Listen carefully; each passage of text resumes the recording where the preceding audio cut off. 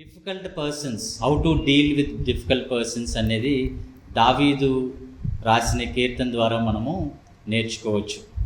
మన జీవితంలో difficult persons ఉంటారు కదా, అంటే వారితో మనము చక్కగా మాట్లాడినా, కన్వీనియన్స్గా మాట్లాడినా చాలా కష్టంగా ఉంటుంది. రివర్స్ అవుతూ ఉంటారు. మనం ఏం మాట్లాడినా దాని పెడార్థాలు తీస్తూ ఉంటారు, లేకపోతే వేరేగా అర్థం చేసుకుంటారు. ఎంత కన్వీనియంట్గా మనం మాట్లాడినా కూడా చాలా కష్టమవుతూ ఉంటుంది. వాళ్ళు మన నేబర్స్ అవ్వచ్చు, మన ఆఫీస్లో కొలీగ్స్ అవ్వచ్చు, లేక మన బంధువుల్లో అవ్వచ్చు, ఒక్కొక్కసారి భర్తలు కూడా అవ్వచ్చు. భర్త ఏమంటే భార్యకి అది వేరేగా అర్థమవుతుంది, నచ్చదు. భార్య చేసే ఆలోచనలు భర్తకు ఆ టైంకి అర్థం కాకపోవచ్చు. ఆ టైంలో ఇద్దరికి కాన్ఫ్లిక్ట్స్ వస్తూ ఉంటాయి. సో ఈ కీర్తన మనము ధ్యానించినప్పుడు ఇటువంటి పరిస్థితుల గుండా వెళ్తూ ఉన్నప్పుడు మనుషులు ఏ విధంగా మనము హ్యాండిల్ చేయాలి, ఏ మనిషి వారికి ఉన్న వ్యక్తిత్వము, వారికి ఉన్న క్యారెక్టర్ బట్టి ఏ విధంగా దావీదు ఏ విధంగా డీల్ చేయగలిగాడో అని మనం నేర్చుకోవచ్చు. సో ఇందులో ఈ కీర్తన మనం చదివినప్పుడు రెండు రకాల మనుషులు మనం చూడవచ్చు. అందులో ఒకరు ఏంటంటే ఫైట్ మోడ్లో ఉన్నవాళ్ళు, మరొకరు ఫ్లైట్ మోడ్లో ఉన్నవాళ్ళు.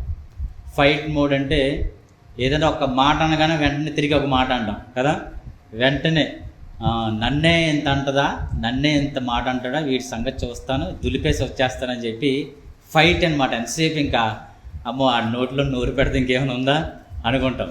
సో వీళ్ళు ఫైట్ మోడ్లో ఉంటారు. ఇప్పుడు ఏంటంటే ఇంకా ఏదైనా ఒక పరిస్థితి వచ్చినా వెంటనే రియాక్ట్ అవ్వడం, ఏదైనా అనుకోని సందర్భం వచ్చినా లేకపోతే అనుకోనిది ఏదైనా మనకి జరిగినా వెంటనే రియాక్ట్ అవ్వడం, రెస్పాండ్ అవ్వడం, ఏదో విధంగా దాన్ని సాల్వ్ చేసేద్దామని చెప్పి వాళ్ళ చేతిలోకి తీసుకోవడం, ఏదో ఒకటి మన వెంటనే ఇంకా మనకి ఏ ఆలోచన వస్తే ఆలోచన క్రియల్లో పెట్టేసి అది సక్సెస్ అవ్వచ్చు, ఒకసారి ఫెయిల్ అవ్వచ్చు, బట్ వెంటనే రియాక్ట్ అవుతాం అనమాట పరిస్థితులు బట్టి. అదే మనుషులు ఏదైనా అన్నా కూడా వెంటనే వాళ్ళు రెస్పాన్స్ ఇచ్చేస్తూ ఉంటాం.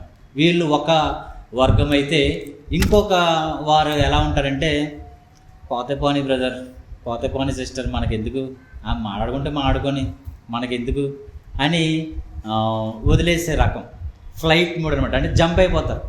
ఆమె వస్తుందా అయితే పక్క నుంచి వెళ్ళిపోదాం అనుకుంటారు. ఒకరోజు అంట అక్కడ ఆ సంఘంలో ఒక ఆమె చాలా కాలం నుంచి రావడం లేదంట సంఘానికి. రాకపోతే అనుకోకుండా ఎదురుపడితే అబ్బా చాలా రోజులైంది కదా ఆమెను పలకరించి ఒకసారి పలకరిద్దామని చెప్పి ఆమెను ఏమమ్మా బాగున్నారా, ఎలా ఉన్నారు, చాలా కాలమైంది, మీరు మందిరం కూడా రావట్లేదంటే ఏం బాగోడం అమ్మా, మీకేం తెలిసిన బాధ, వీసాకి అప్లై చేసాం, వీసా రాలేదు, అక్కడ పరిస్థితులు బాగాలేవంట యుఎస్లో, మా ఊడికి జాబ్ చాలా కష్టంగా ఉంది, వివాహం అయింది సరిగ్గా లేదు పరిస్థితి, ఫైనాన్షియల్ ప్రాబ్లమ్స్ ఉన్నాయి, ఏం చెప్పమంటాం, మీకైతే అన్నీ బాగున్నాయి, మీకు అన్నీ ఉన్నాయి, మాకైతే ఏం బాగున్నాయి అని చెప్పి ఇంకా రివర్స్లో ఇప్పుడు బుర్ర తినడం మొదలెట్టిందంటే ఎంతకీ వదిలిపెట్టదే. అప్పుడు ఏమనిపిస్తుంది, అమ్మో ఇలాంటి ఆవిడని మళ్ళీ పలకరించకూడదా అనిపిస్తుంది. సో దావీదు ఏం చేశాడు మరి, కొంతమంది ఏమో ఫైట్ మోడ్లో ఉంటారు, వెంటనే రియాక్ట్ అవ్వడం, అది పరిస్థితి అయినా కావచ్చు, మనుషులైనా కావచ్చు. మరొకరేమో ఏమి పట్టనట్టుగా వాళ్ళు పక్కన అపార్ట్మెంటు భూకంపం వచ్చి కూలిపోయినా పట్టించుకోడు అతను. కొంతమంది ఉంటారు ఇంక వాళ్ళు హ్యాపీగా వాళ్ళ లైఫ్ స్టైల్, పొద్దున్న వచ్చామా, లేచామా, తిన్నామా, జాబ్ చేసుకున్నామా, సంపాదించుకున్నామా, పడుకున్నామా. ఇంకా పక్కన కొంతమంది అయితే భార్య ఏమైపోయిందో పట్టించుకోరు, భర్త ఏమైందో పట్టించుకోరు, పిల్లలు ఏమైపోతుందో పట్టించుకోరు, పక్కన చుట్టూ నేబర్స్ ఏమవుతుందో తెలియదు, ప్రపంచం ఏమవుతుందో తెలియదు, అసలు బైబిల్లో జరుగుతుంది బయట ఆ విధంగా జరుగుతుందో కూడా పట్టించుకోరు. ఇంకేముండదు అనమాట, ఇంకా ఫ్లైట్ మోడ్ అనమాట, ఇంకా నాకెందుకులే అనే దాంట్లో ఉంటారు. But let's see what David did.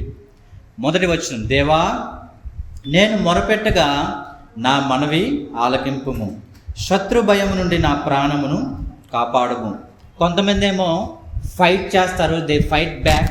కొంతమంది ఏమో ఇగ్నోర్ చేసేస్తారు, సైలెంట్గా ఉంటారు, ఫ్లైట్ మోడ్లో ఉంటారు, నాకెందుకులే విడిచిపెట్టేస్తారు. దావీదు మాత్రం ఆయనకి ఏముందంటే ఈ fixed his eyes on God, ఆయన దృష్టి దేవుడి మీద పెట్టుకున్నాడు. ఆయనకి ఏది వచ్చినా కూడా దేవుడే ముందు గుర్తొస్తాడు. ఆమె ఏమైనా అన్నదా, దేవా ఏదో అన్నది చూసుకో, సిమ్మి చీపో చీపో అని తిట్టాడా? ఏమన్నా అన్నాడా దావీదు? అన్నివ్వండి, దేవుడే అనమన్నాడేమో, అది దేవుడి చిత్తమేమో, అన్నేమనండి, ఏమైతే మనం తిట్టుకోమనండి. నా సొంత కుమారుడే నాకు వ్యతిరేకమైపోయాడు, నా సొంత కుమారుడే నన్ను చంపుదామని బయలుదేరాడు, వీళ్ళు ఒక లెక్క నాకు, ఆ బాధతో పోలిసింది ఒక బాధ నాకు, వదిలేసేయండి, అన్నివ్వండి అని వదిలేశాడు. కానీ ఏం చేశాడంటే ఎవరితో చెప్పలేదు, ఫైట్ చేయలేదు, ఇగ్నోర్ చేయలేదు, సమస్యను కూడా ఇగ్నోర్ చేయలే. He did not ignore it, did not skip it, but he took that problem to God. Because his eyes always on God. He fixed his eyes on God. ఎప్పుడు కూడా దేవుని మీదే ఆయన దృష్టి. దేవా, అబ్షలోము నా కుమారుడే, నాకు ఇష్టమైన ప్రియమైన కుమారుడు, నన్ను చంపడానికి ప్రయత్నం చేస్తూ ఉన్నాడు, అహీతోపేలుతో కలిపి ప్రయత్నం చేస్తూ ఉన్నాడు. అహీతోపేలు కూడా నాకు ఇష్టమైన సైనాధిపతి. అహీతోపేలు ఏదైనా ప్లాన్ చేస్తేనంట అది ఫెయిల్ అవ్వకుండా ఉంటుందంట. బైబిల్లో మనం చూసినట్లయితే అహీతోపేలు గురించి, అహీతోపేలు ఏదైనా ఒక ప్రణాళిక సిద్ధం చేశాడు యుద్ధ భూమికి వెళ్ళడానికి, యుద్ధం చేయడానికి అంటే అది దేవుడి నుంచి వచ్చిందిగా భావించేవారంట ఇజ్రాయెల్ ప్రజలందరూ కూడా. దేవుడే ఆ ప్లాను ఇచ్చాడేమో అహీతోపేలు ద్వారా, అంత గౌరవం ఇచ్చేవారంట అహీతోపేలుకి. అహీతోపేలు ఏదైనా ఒక ప్రణాళిక సిద్ధం చేశాడంటే అది గ్యారంటీగా ఆ యుద్ధం గెలవాల్సిందేనంట. అంత నాలెడ్జ్ పర్సన్, అంత యుద్ధంలో ప్రావీణ్యుడు. అలాంటి అహీతోపేలు దావీదు అంటే చాలా ఇష్టం. కానీ ఒకనొక సమయంలో దావీదుకి వ్యతిరేకమైపోయి దావీదుని ఎలాగా నాశనం చేయాలని ఎదురు చూస్తూ ఉన్న సమయంలో అబ్షలోము దొరుకుతాడు అహీతోపేలుకి. అబ్షలోము దావీదుకి వ్యతిరేకమైనప్పుడు నెమ్మదిగా ఏం చేస్తాడంటే అహీతోపేలు కుమారుడైన అబ్షలోముకి చేతులు కలిపి దావీదుని చంపాలని ప్రయత్నం చేస్తాడు. ఇప్పుడు చెప్పండి, అహీతోపేలు ఏ ప్రణాళిక చేసినా అది విజయవంతమైంది. మరి అదే అహీతోపేలు అబ్షలోముతో కలిపి దావీదుని చంపాలని ప్లాన్ చేసినప్పుడు అది విజయవంతం అవుతుందా లేదా? ఖచ్చితంగా అవుతుంది. అది దావీదు కూడా తెలుసు. ఏంటంటే అహీతోపేలు ఒక ప్లాన్ చేసి యుద్ధంలో స్టార్ట్ చేశాడంటే అది గ్యారంటీగా విజయం పొందుకుంటాం. అదే ఇప్పుడు నా కుమారుడితో కలిసిపోయాడు అహీతోపేలు, నా కుమారుడే నాకు వ్యతిరేకంగా ఉన్నాడంటే అహీతోపేలు కూడా వ్యతిరేకం అయిపోయాడు. ఇప్పుడు ఇద్దరూ కలిసి నా మీద ప్లాన్ చేశారంటే నన్ను ఖచ్చితంగా చంపేస్తారు అని చెప్పి దావీదు ఏం చేశాడంట, ఇంకా బాధపడ్డాడంట, ఇంకా భయపడ్డాడంట. భయపడి దేవుడితో చెప్తా ఉన్నాడు, దేవా హియర్ మై వాయిస్, నా మొర ఆలకించు దేవా, నా మొర, నా మనవి ఆలకింపుము, శత్రు భయం నుండి నా ప్రాణమును కాపాడము. శత్రువులంటే భయం లేదు దావీదుకి, కానీ శత్రువులు చేసే పన్నాగాలు చూసి భయపడతా ఉన్నాడు. ఎందుకంటే అహీతోపేలు గురించి బాగా తెలుసు, ఒక పన్నాగం వేసాడంటే అతను అందులో సక్సెస్ అవుతాడని చెప్పి. సో ఏమంటున్నాడంటే శత్రు భయం నుండి నా ప్రాణమును కాపాడుము. దావీదు అలాగే ఎప్పుడైతే దేవుడికి ప్రార్థన చేశాడో దేవుడు ఆ ప్రార్థన వింటాడు. అలాగే మనం 2వ వచనం 3వ వచనం కూడా చదివినట్లయితే, కీడు చేయువారి 64వ అధ్యాయమే 2వ వచనం చదువుతున్నాం. కీడు చేయువారి కుట్ర నుండి, దుష్టక్రియలు చేయువారి అల్లరి నుండి నన్ను దాచుము. వారు చేసే అల్లరి నుండి నన్ను దాచుము అంటున్నాడు. వాళ్ళు చేసే కుట్ర నుంచి, దుష్టక్రియల నుంచి నన్ను దాచుము అంటున్నాడు. అలాగే 3వ వచనం మనం చదివినట్లయితే, ఒకడు కత్తికి పదును పెట్టినట్లు వారు తమ నాలుకలకు పదును పెట్టుదురు. దావీదు కంట సౌలుతో ఎప్పుడైనా మాట్లాడినప్పుడు సౌలుతో ఏమంటున్నాడంటే, దావీదు, సౌలా, నేను నీ క్షేమం కోరి నేను ఉన్నాను, నువ్వు చెప్తేనే నేను గొలియాతుని చంపాను, నువ్వు పర్మిషన్ ఇస్తేనే. అదేవిధంగా నువ్వు రాజు కాబట్టి నువ్వు చెప్పిందే నేను చేస్తాను, నీ క్షేమమే నాకు ముఖ్యము అని చెప్పినా కూడా సౌలు ఏం చేసేవాడంట, చుట్టుపక్కల ఉన్న వాళ్ళు చెప్పే పితులు నమ్మేవాడంట. దావీదు డైరెక్ట్గా వచ్చి, నేను నీకు ఏమి చేయను సౌలా, నా మీద ఎందుకు నువ్వు పగబెట్టుకున్నావు, నువ్వంటే నాకు ఇష్టమే, నువ్వు దేవుడు ఏర్పాటు చేసిన రాజువి, ఆయన అలాగే దావీదు అని చెప్పేవాడు. మీరు చదివితే సమూయేలు గ్రంథము 2వ సమూయేలు గ్రంథంలో చాలా చక్కగా మాట్లాడతాడు సౌలు దావీదుతో. ఎక్కడ కోప్పడినట్టుగా మాట్లాడు, ఎప్పుడైనా డైరెక్ట్గా మాట్లాడినప్పుడు చాలా చక్కగా దావీదుని చాలా మంచిగా మాట్లాడతాడు. ఒక్కొక్కసారి సౌలు బాధపడతా ఉన్నప్పుడు, దెయ్యం పట్టినప్పుడు ఏం చేస్తాడంటే దావీదుని పిలిపించుకుని మ్యూజిక్ ప్లే చేయించుకుంటాడు. గుర్తుందా? ఇన్స్ట్రుమెంట్స్ ప్లే చేయించుకుంటాడు, చక్కగా పాడించుకుంటాడు. సౌలుకి ఇష్టమే, కానీ ఎందుకో అసూయగా కలుగుతుంది. సౌలుకి దావీదు మీద. సో అసూయను బట్టి దావీదు ఎంత మంచిగా మాట్లాడినా, ఎంత మంచిగా ప్రవర్తించినప్పటికీ చుట్టూ ఉన్నవారు చెప్పిన మాటలు నమ్ముతూ ఉంటాడు సౌలు. అలాగే అబ్షలోము కూడా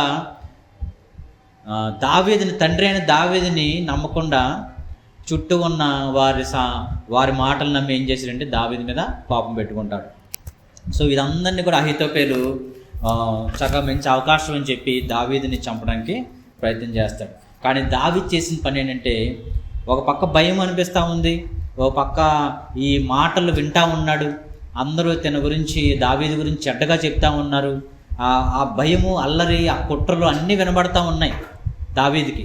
కానీ దావీదు వెంటనే ఏదో ఒకటి చేసేద్దాం, నా దగ్గర సైన్యం ఉంది కదా, నేను వెళ్ళిపోయి ఇల్లు అబ్షలోమును చంపేద్దాం, లేకపోతే సౌలు మీద యుద్ధం చేసేద్దాం అని ఎక్కడా కూడా నిర్ణయం తీసుకున్నట్టుగా లేదు. ఫైట్ మోడ్ ఎక్కడా మనం చూడం.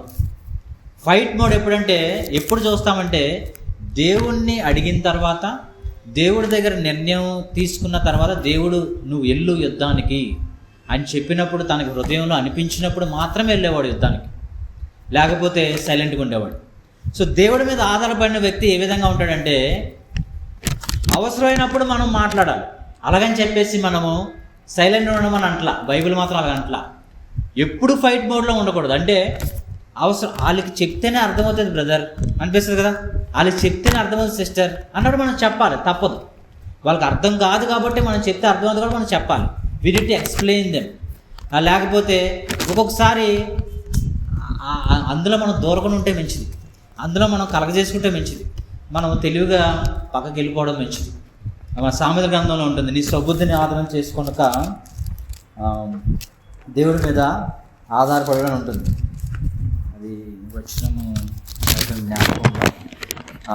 సామెతల గ్రంథంలో 3వ అధ్యాయము 5వ వచనం, నీ స్వబుద్ధిని ఆధారం చేసుకొనక నీ పూర్ణ హృదయంతో యెహోవా యందు నమ్మకముంచుము. ఇదే చేశాడు దావీదు. తన స్వబుద్ధిని ఆధారం చేసుకోలేదు, కానీ సంపూర్ణంగా పూర్ణ హృదయంతో దేవుడి మీద ఆధారపడ్డాడు. ఎవరికి సమాధానం చెప్పాలో దేవుణ్ణి అడిగేవాడు, వారికి సమాధానం చెప్పేవాడు. ఎక్కడ మౌనంగా ఉండాలో దేవుణ్ణి అడిగేవాడు, మౌనంగా ఉండేవాడు. అందుకే మనం సమూయేలు గ్రంథంలో చూసినట్లయితే, దావీదు దేవుణ్ణి అడిగినప్పుడు యుద్ధానికి వెళ్ళాలా దేవా అంటే, ఒకసారి దేవుడు వద్దు, ఇప్పుడు నువ్వు వెళ్ళొద్దు అన్నప్పుడు ఆగిపోయేవాడు. ఈసారి నువ్వు వెళ్ళాలి అంటే వెళ్ళేవాడు. సో అదేవిధంగా మనం నేర్చుకోవాల్సిన పాఠం ఏంటంటే, అవసరం ఉన్నప్పుడు వారికి సమాధానం చెప్పాల్సి వచ్చినప్పుడు సమాధానం చెప్పాలి, వారికి ఇగ్నోర్ చేయాల్సి వచ్చినప్పుడు ఆ పరిస్థితులను కానీ మనుషులను కానీ ఇగ్నోర్ చేయాల్సి వచ్చినప్పుడు ఆ ఇగ్నోర్ చేయాలి. అది ఎప్పుడు అంటే, ఆ జ్ఞానం మనకి ఎప్పుడు వస్తుందంటే, దేవుడితో మనం మంచిగా రిలేషన్షిప్ ఉన్నప్పుడు మాత్రమే. దావీదుని దేవుడు అందుకే ఏమన్నాడు, నా హృదయానుసారుడు. అందుకే దేవుడు ఆ సాక్ష్యం ఇచ్చాడు దావీదుకి, నా హృదయానుసారుడు. ఎందుకంటే దావీదుకి దేవుడు హృదయం తెలుసంట. అది ఎంత గొప్పతనం కదా, దేవుడి హృదయం. నా భర్త ఎప్పుడు ఎలా రియాక్ట్ అవుతాడో భార్యకి తెలుసు. ఆల్మోస్ట్ 90% భర్తకి కూడా తెలుసు. ఈ విషయం చెప్తే చాలా కోపం వచ్చేస్తుంది అని తెలుసు భర్తకు కూడా. సో ఎప్పుడు ఏ టైంలో ఏ విషయం చెప్తే మనకి పని అవుతుందా ఆలోచించి మనం చెప్తూ ఉంటాం కదా. ఇది ఆల్మోస్ట్ తెలుసు భర్త భార్యకి. అలాగే దావీదు కంట తండ్రి అయిన దేవుని మనసు తెలుసంట. అది ఎంత గొప్ప విషయం. అలా మనకు తెలిస్తే దేవుడు ఎక్కడ కోపపడతాడు, ఎక్కడ ఆయన మనల్ని మెచ్చుకుంటాడు అని మనం తెలుసుకున్నట్లయితే, ఆ విధంగా మనము బిహేవ్ చేస్తూ ఉన్నప్పుడు మన జీవితము ఎంత ఆనందంగా ఉంటుంది. సో దావీదు ఆ విధంగా జీవించేవాడు. అందుకే ప్రతి విషయంలో ఒకటి మాత్రం మర్చిపోకూడదు, దావీదు చేతకాని వాడు కాదు. ఆయన యుద్ధ ప్రావీణ్యుడు, మహారాజు, శక్తివంతుడు, యుద్ధాన్ని గొలియాతునే చంపగలిగిన వాడు, ఎలాంటి వారినైనా యుద్ధ ప్రణాళికలు వేసి రచించి యుద్ధం చేయగలిగే సామర్థ్యుడు దావీదు. అలాంటి దావీదు ఏదైనా కూడా దేవుణ్ణి అడుగుతాడంట. That's why God loves David. ప్రతి విషయం అడుగుతాడంట, ప్రతి విషయం. మనకు ఒకసారి కొంచెం ఎక్స్పీరియన్స్ వచ్చిందంటే ఇంకా మనం పట్టుకోరు ఎవరు. ఇంకా మనం నాకా అంతే. ఎప్పుడో కొంచెం బాగా వాక్యం చెప్తూ వస్తే ఇంకా ఆ స్పీకర్ ఎక్కడో ఉంటాడు, మనకు దొరకడు. మనకు పాటలు బాగా వస్తే ఇంకా మనకి టైం కూడా ఇవ్వరు, కాల్ షీట్స్ కూడా దొరకవు. But David is more than that. ఆయన వాయిద్యాలు వాయిస్తాడు, పాటలు పాడతాడు, పాటలు రచిస్తాడు, ట్యూన్స్ కడతాడు, అన్ని ఇన్స్ట్రుమెంట్స్ వాయిస్తాడు. అలాగే ఆయన రాజు అయిన తర్వాత మందిరంలో ఆయన రాసిన కీర్తనల్ని ఏ విధంగా వాయించాలి, ఏ విధంగా కోరస్ పాడాలి, ఏ విధంగా కార్డ్స్ అవన్నీ కూడా ట్యూన్స్ రచించేవాడు దావీదు. అక్కడ ఉన్న వర్షిప్ టీంని కూడా అక్కడ పెట్టి వాళ్ళు చేసేవాడు. దావీదుకున్న ఎక్స్పీరియన్స్ని బట్టి తనకు తానే సొంతంగా నిర్ణయం తీసుకోవచ్చు, తనకు తానే డిసిషన్స్ తీసుకోవచ్చు, కానీ ఎప్పుడు అలా చేయలే. Because he loves God. ప్రతిదీ కూడా ఎవరైనా తిట్టాలా దేవా, తిట్టాలా వద్దా, లేక దేవా నేను వాళ్ళని ఏమంటలేదు, నువ్వే చూసుకో దేవా అని అంటున్నాడు. 4వ వచనంలో మనం చూడవచ్చు, యథార్థవంతులను కొట్టవాలని చాటైన స్థలంలో చేదు మాటలు బాణములుగా సంధించుదురు. కొంతమంది నాలుక ఎంత విషంగా ఉంటుంది కదా, వాళ్ళు మన యాకోబు పత్రికలో దాని గురించి ఉంటుంది. యాకోబు పత్రిక 3వ అధ్యాయం నాలుక గురించి ఎంత చక్కగా జేమ్స్ 3rd చాప్టర్ యాకోబు రాశాడో మనం చూడవచ్చు. 3వ అధ్యాయము 5వ వచనం, అలాగుననే నాలుక కూడా చిన్న అవయవమై నన్ను బహుగా అదిరిపడును. ఎంత కొంచెము నిప్పు ఎంత విస్తారమైన అడవిని తగలబెట్టును. నాలుక అగ్నియే. నాలుక మన అవయవములలో ఉంచబడిన పాప ప్రపంచమై సర్వ శరీరమునకు మాలిన్యము కలగజేయుచు ప్రకృతి చక్రమునకు చిచ్చుపెట్టును. అది నరకము చేత చిచ్చు పెట్టబడును. నాలుక అంత భయంకరమండి. ఏంటంటే చిన్న అగ్గి వేస్తే మొత్తం అడివంతా తగలబడిపోతుందంట. చిన్న మాట నాలుక యూజ్ చేస్తే చాలు కదా, ఏమీ లేదు. చక్కగా ఒక సేవకుడు, ఒక దైవజనుడు బాగా మంచి ఫేమస్ అవుతున్నాడు అనుకోండి, చిన్న పుకారు మీకు తెలుసా, ఆ సేవకుని హిస్టరీ ఏంటో మీకు తెలుసా అని ఒక్క పుకారు లేపామనుకోండి, ఏం చెప్పండి, మొత్తం తగలబడిపోతుంది. అది నాలుక చేసే పని. నాలుక బహు అదిరిపడతా ఉంటుంది, చిన్నదే కానీ అదిరిపడతా ఉంటుంది. సో బైబిల్ సెలవిస్తూ ఉంది, నాలుకని ఎవరైతే కంట్రోల్ పెట్టుకోగలరో వాళ్ళు దేవుడి చిత్తాన్ని త్వరగా విధేయ చూపిస్తారు. మనం ఇంట్లో భార్యతో కావచ్చు, భర్తతో కావచ్చు, పిల్లలతో మాట్లాడినప్పుడు కావచ్చు, పెద్దవాళ్ళతో మాట్లాడినప్పుడు కావచ్చు, మన సంఘంలో ఉన్నప్పుడు కావచ్చు, మనం నాలుకని ఏ విధంగా కంట్రోల్లో పెట్టుకుంటా ఉన్నాము అనేది చాలా ప్రాముఖ్యమైనది. నాలుక అనేది డిస్ట్రాయ్ చేసేస్తుంది, మనకి ఫ్రెండ్స్ని తీసుకుని వస్తుంది, ఫ్రెండ్స్ని ఎనిమీస్గా కూడా చేసేస్తుంది.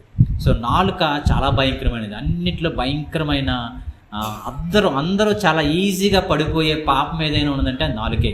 అందుకే దేవుడు ప్రకటన గ్రంథంలో సెలవిస్తూ ఉన్నాడు, అబద్ధములాడు నాలుక కలిగిన వారు ఎక్కడికి వాళ్ళు చెందరు, పరలోకము వారికి వాళ్ళు చేరరు. మనమైనా అబద్ధాలు ఆడితే నాలుక ఉంది కాబట్టి అక్కడక్కడ చెప్పినట్లయితే, పుకార్లు చెప్పినట్లయితే, మన ఇష్టానుసారంగా ఎవరిని పడితే వాళ్ళని ఏదైనా అన్నట్లయితే మనము పరలోకము దేవుడు క్లియర్గా చెప్పేశాడు. దోస్ పీపుల్ హూ లూజ్ టంగ్తో కలిగిన వాళ్ళు పరలోకానికి యోగ్యులు కారు, పరలోకానికి దేవుడు వెళ్ళని చెప్పేశాడు చాలా క్లియర్గా. So we need to use our tongue very very very, అంటే వర్డ్స్ చాలా చాలా మనం పొదుపుగా వాడాలి. ఒకసారి మనం కూడా అంతే, దావీదు నుంచి మనం నేర్చుకోవాల్సింది అంటే మనం కూడా ఒక్కొక్కసారి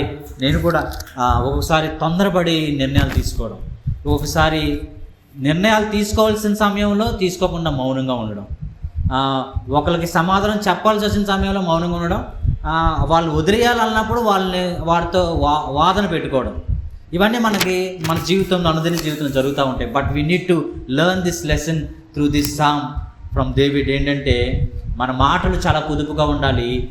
ఎక్కడైనా ఎవరితోనైనా మనము ఏ పరిస్థితి వచ్చి, మనుషులే కావచ్చు, మనుషులతో పాటు పరిస్థితులు కూడా, whatever the situations, whatever the circumstances we face in our daily life, ఏదైనా కూడా మనం ఏ పరిస్థితి ఎదురు వచ్చినా కూడా, ఏదైనా సమస్య వచ్చినా ఫస్ట్ వెంటనే రియాక్ట్ అవ్వకుండా, దేవా నాకు ఈ సమస్య వచ్చింది, నేను ఏం చేయమంటాం, నాకు ఆలోచన దేవా అని మనం ప్రార్థన చేసినప్పుడు దేవుడు తప్పకుండా మనకు ఆలోచన ఇస్తాడు, తప్పకుండా మనం డైరెక్షన్ చేస్తాడు. దావీదు ఎందుకంటే దావీదు అదే చేశాడు, అదే దేవుని మనం కూడా పూజిస్తూ ఉన్నాం, అదే దేవుని మనం నమ్ముకుంటా ఉన్నాం. సో మళ్ళీ ఎవరితోనైనా మాట్లాడాలన్నా, లేకపోతే ఏదైనా పరిస్థితిలో ఈ పరిస్థితి నేను నా చేతిలోకి తీసుకోవాలా దేవా, నేను నడిపించాలా, లేకపోతే నేను ఇన్వాల్వ్ అవ్వాలా, లేకపోతే నేను ఎంతవరకు నేను లిమిట్స్లో ఉండాలి, నా బౌండరీస్లో ఎంతవరకు ఉండాలి, నాకు చెప్పుదేవా అని అనుకుంటూ ఉండాలి. ఇన్ ద మినిస్ట్రీ ఆల్సో నేను చాలా నా పర్సనల్ ఎక్స్పీరియన్స్లో చాలా మినిస్ట్రీలో ఉన్నాను, పెద్ద మినిస్ట్రీలో ఉన్నాను, చిన్న మినిస్ట్రీలో ఉన్నాను, నాకు తెలుసు. కానీ నా బౌండరీస్ నేను పెట్టుకోవడానికి చాలా ప్రయత్నం చేస్తూ ఉంటాను. ఎందుకంటే నాకు తెలుసు, నాకు దేవుని పరిచయం అంటే ఒకసారి నా కంట్రోల్ తప్పిపోయి నేను ఇంకా ఎక్కువ వాళ్ళు అయిపోతూ ఉంటాను. కానీ ఒక్కొక్కసారి మా ఆవిడ నన్ను stick calm down when you get the time then only దేవుడు ఇస్తాడు టైం. అలా మనం దేవుని పరిచయంలోనే కావచ్చు, మన జాబ్లోనే కావచ్చు, మన నైబర్స్తోనే కావచ్చు. ఒకసారి కొత్తగా మనం ఇల్లు తీసుకుంటే ఇంకా అందరితో నైబర్స్, ఫ్రంట్ ఎదుర్కొన్న వాళ్ళతో, పక్కన వాళ్ళతో అందరితో మనం గ్యాదర్ అయిపోయి అందరం కలిసిపోయి ఇంకా కిట్టి పార్టీస్ అను, లేకపోతే చిన్న పార్టీస్ అను, నెలకు ఒకసారి మనం కలుసుకుందాం అని చెప్పేసి అందరూ మాట్లాడుకుని వెంటనే ఫ్రెండ్స్ అయిపోయి ఒక 6 months తరంగానే ఏమవుద్దంటే వీడికి ఆడికి గొడవలు వచ్చేస్తూ ఉంటాయి. ఏమికి పడదు, ఈమె ఇంట్లోనే మీద పాపం పెద్ద సోఫా కొనుక్కుంటుంది, ఆమె ఇంట్లో ఉండదు. వెంటనే కంపారిజన్స్ మొదలవుతాయి. నేను అనుకున్నాం కదా, కంపారిజన్ కిల్స్ ఆర్ జాయ్. ఎప్పుడైనా మనం ఇతరులతో కంపేర్ చేసుకున్నప్పుడు దేవుడు మనకి ఇచ్చిన ఆశీర్వాదాలు మనం మర్చిపోతాం. It kills our joy. మనకున్న ఆనందం, ఈరోజు నేను చక్కగా ఒక మంచి ఇంట్లో ఉంటున్నాను అని ఆనందపడతాం. రేపు పొద్దున ఇంకొకడు వస్తాడు, ఇంతకంటే నేను పెద్ద ఇల్లు కొనుక్కున్నాను బ్రదర్ అంటే మనం నీరు కలుగుతాం. ఇంకా మన దేవుడు మనకి ఇచ్చిన ఆశీర్వాదాలు మర్చిపోయి వాడింటి మీద మనకు ఉంటుంది చూపంతా. వాడిలాగా మనం సంపాదించాలి, వాడిలాగా మనం కొనుక్కోవాలి. సో దేవుడు ఏం చెప్తా ఉన్నాడంటే ఫోకస్ ఆన్ గాడ్. మనం ఎప్పుడైతే దేవుడు నాకు ఇదే ఇచ్చాడు, నాకు రెంటెల్ ఇచ్చాడు, ఇందులో ఉంటున్నాను, నాకు అపార్ట్మెంట్ ఇచ్చాడు, ఇందులో ఉంటున్నాను, నాకు విల్లా ఇచ్చాడు, ఇందులో ఉంటున్నాను, నాకు ప్రైమ్ ఏరియాలో నాకు ఇచ్చాడు, అందులో ఉంటున్నాను, నాకు దేవుడు ఇదే ఇచ్చాడు, నాకు వెహికల్స్ ఇచ్చాడు, నాకు వెహికల్స్ ఇవ్వలేదు, నాకు ఇదే ఇచ్చాడు, నాకు ఇదే స్థితి ఇచ్చాడు అని మైండ్ సెట్ మనం ఎప్పుడైతే కలిగి ఉన్నామో then we will be more faithful unto God. మనం ఎప్పుడు కూడా దేవుడు నాకు ఏమి ఇచ్చాడు, దేవా నాకు ఆశ ఉంది, నాకు ఇది కావాలి, నువ్వు ఇస్తే ఇచ్చావు, లేకపోతే లేదు అని ఎప్పుడైతే మనం దేవుడి మీద ఫిక్స్ చేసుకొని వెళ్తే మనము ఇప్పుడున్న కంపారిటివ్ వరల్డ్లో మనం బతకగలం. ఈ మాట ఏం చెప్పానంటే ఇప్పుడు కంపారిజన్స్ ఎక్కువైపోయినాయి. ఎనీవేర్ మనం యూట్యూబ్ ఓపెన్ చేస్తే, ఫోన్ ఓపెన్ చేస్తే, ఆఫీస్కి వెళ్తే, బయటకు వస్తే, చర్చ్కి వస్తే కంపారిజన్ వినొచ్చు, చెప్పొచ్చు, కానీ ఎక్కడి వరకు తీసుకోవాలో అక్కడి వరకే మనం తీసుకోవాలి. దావీదు అదే చేశాడు. దావీదు గొప్ప రాజుగా ఉన్నాడు, గుహలోకి పారిపోవడం జరిగింది, అరణ్యంలోకి వెళ్ళిపోయాడు. But it did not compare. నేనేంటి రాజు అయ్యుండి నేను పారిపోవడం ఏంటి, నన్నేంటి ఆ సిమి అన్నవాడు నన్ను తిట్టడం ఏంటి, అబ్షలోం ఆడు బచ్చానా కదా, కొడుకు బచ్చానా కదా, నా కొడుకు నాకు బచ్చానా అంటాను నేను. నా కొడుకు ఆడు నా ముందు ఎదిగినాడు, ఆడు నాకు ఎదురు తిరగడం ఏంటి, సౌలు ఎంత అలా గొలియాతుని చంపలేకపోయాడు, నన్ను వాడుకున్నాడు గొలియాతుని చంపడానికి, నన్నేంటి అండం అని చెప్పి అనుకుంటే తను సాధించవచ్చు. It did not compare. నేనేంటి దేవా ఎక్కడున్నాను గుహలో, నేనేంటి దేవా అరణ్యంలో పరిగెడతా ఉన్నాను, నన్ను రాజుగా నువ్వు ప్రకటించుకున్నావు, రాజుగా నన్ను సన్మానించావు. కానీ ఎక్కడ కూడా దావీదు వాట్ అన్ ఎక్సలెంట్ పర్సన్, అసలు ఎక్కడ కూడా కంపేర్ చేసుకోలేదు, తన గత జీవితాన్ని కూడా కంపేర్ చేసుకోలేదు. కానీ తను ఎప్పుడు కూడా దేవుడి మీదే ఆధారపడడం. కానీ ఒక మాట ఎప్పుడు అనేవాడు, దేవుడి చిత్తమేమో, దేవుడు నన్ను ఇందులో పంపించాడేమో, దేవుడే తీసుకొస్తాడులే, ఇప్పుడు దేవుడు నన్ను ఇంట్లో ఉండమన్నాడేమో, దేవుడే నాకు మంచి ఇల్లుని ఇస్తాడులే, ఆ టైం వస్తుందిలే.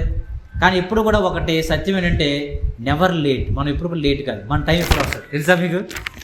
మనకంటే ముందు కొంతమంది పరిగెడతా ఉండొచ్చు, మనకంటే ముందు మంచి శాలరీస్ సంపాదించుకోవచ్చు, మనకంటే ముందు జాబుల్లో సెటిల్ అవ్వచ్చు, మనకంటే ముందు వాళ్ళు ప్రాపర్టీస్ కొనుక్కోవచ్చు, మనకంటే ముందు బ్లెస్సింగ్స్ రావచ్చు. బట్ వాళ్ళ టైం అది, మన టైం వస్తుంది, ఆ టైం విల్ కమ్. ఆ మైండ్ సెట్ మనం రోజు ప్రాక్టీస్ చేసుకుంటూ ఉన్నాం. So that's what David did in his life. అలాగే మనం 6వ వచనంలోకి వచ్చినట్లయితే వారు దుష్టక్రియలను తెలుసుకున్నట్టుకు ప్రయత్నింతురు, వెదక ఉపాయము సిద్ధపరుచుకుందరు, ప్రతివాని హృదయ తరంగము అగాధము. తర్వాత 7వ వచనం నుంచి 10వ వచనం చూసినట్లయితే now is telling about what God replied for the prayer David did. ఏమైతే మనవులు మొరపెట్టాడో దావీదు, దానికి దేవుడు ఏ విధంగా సమాధానం ఇస్తున్నాడు అని మనం చూస్తా ఉన్నాం. 7వ వచనం చదివినట్లయితే త్వరగా 7 నుంచి 10 చదివేద్దాం అందరం కలిసి. దేవుడు బాణంతో వారిని కొట్టును, వారు ఆకస్మికంగా గాయపరచబడదురు, వారు కూలెదరు, వారు కూలుటకు వారి నాలుకే కారణము, వారిని చూచువారందరూ తల ఊచుదురు. మనుషులందరూ భయం కలిగి దేవుని కార్యములు తెలియజేయుదురు. ఆయన కార్యములు చక్కగా యోచించుకుందురు. నీతిమంతులు యెహోవాను బట్టి సంతోషించు ఆయన శరణు జొచ్చెదరు. యథార్థ హృదయములు అతిశయులు. మొత్తం దావీదుకి ఆ ప్రార్థన చేసినప్పుడే, ఆ కీర్తన రాసినప్పుడే జవాబు దేవుడు ఇచ్చాడు. ఏంటంటే దేవుడు రెస్పాన్స్ ఇచ్చాడు. రివెంజ్ ఈజ్ మైన్ అన్నాడు. పగ తీర్చుకున్నట నాది. ఎందుకంటే మనం ప్లాన్ చేసి ఏదైనా రివెంజ్ తీసుకుంటే మామూలుగా చేస్తామేమో, అదే దేవుడు రివెంజ్ తీసుకుంటే అది మామూలుగా ఉండదు. అది దావీదుకి బాగా తెలుసు. అందుకే దేవుడు బాణం పెట్టాడంట, తర్వాత వారు నాలుకతో వారే కూలారంట. అందుకే ఇక్కడ మళ్ళీ చెప్తాను, నాలుకే కారణం, వారు కూలుటకు వారి నాలుకే కారణం. So we need to be cautious with our tongue. అలాగే మనుషులందరూ భయం కలిగి దేవుడు చేసిన గొప్ప కార్యాలు మనం కూడా చెప్పుకుంటాం. ఈరోజు మనం చూస్తూ ఉన్నాం, ఎంతమంది ఎగిసి పడతా ఉంటారు. కానీ ఒక రోజు వస్తుంది, దేవుడు వాళ్ళందరికీ సమాధానం చెప్తాడు. దేవుడు చేసిన గొప్ప కార్యాలు ప్రతి ఒక్కరూ చెప్తా ఉంటే మనం చూస్తూ ఉంటాం. అలాగే నీతిమంతులు యెహోవాను బట్టి సంతోషించుచు. మొదట ఏమన్నాడంటే, మనం నీతిగా జీవించినట్లయితే మనకు వచ్చేది ఏంటంటే సంతోషము. మన హృదయంలో పీస్ వస్తుంది, సంతోషం కలుగుతుంది. తర్వాత ఆయన శరణు వచ్చేది అంటే ట్రస్ట్. వి ఫీల్ ట్రస్ట్ అనమాట, నమ్మకం కలుగుతుంది దేవుడి మీద. నమ్మకము, ఫెయిత్ పెరుగుతూ ఉంది. రెండోది. అలాగే మూడోది, యథార్థ హృదయులందరూ అతిశయులుదురు. మనము గాడ్ విల్ గ్లోరిఫై అస్. మనం ఎప్పుడైతే దేవుణ్ణి మహింపరిచామో దేవుడు ఏం చేస్తాడు? ఊరుకునే ఉంటాడా? మన పిల్లలు మనం చెప్పిన మాట వింటా ఉన్నారనుకోండి, they are obeying whatever we say. మనం చెప్పకుండానే మనం చెప్పినని చేస్తూ ఉన్నాం అనుకోండి, మన మనసులో ఉంటుంది కదా, టైం వచ్చినప్పుడు వీడికి ఆడికి కావాల్సిన ఇవ్వాలని చెప్పి. That's what God will do. దేవుడు చెప్పినవన్నీ మనం చేస్తూ ఉన్నప్పుడు ఏం చేస్తాడంటే దేవుడు యథార్థ హృదయులను అతిశయులుదురు. వాళ్ళని గ్లోరిఫై చేస్తాడు, వారికి బ్లెస్సింగ్ ఇస్తాడు. ఎప్పుడు వారికి ఏ విధంగా గణపరచాలో వారిని గణపరుస్తారు. ప్రార్థన చేసుకుందాం. పరిశుద్ధుడైన తండ్రి, నీకే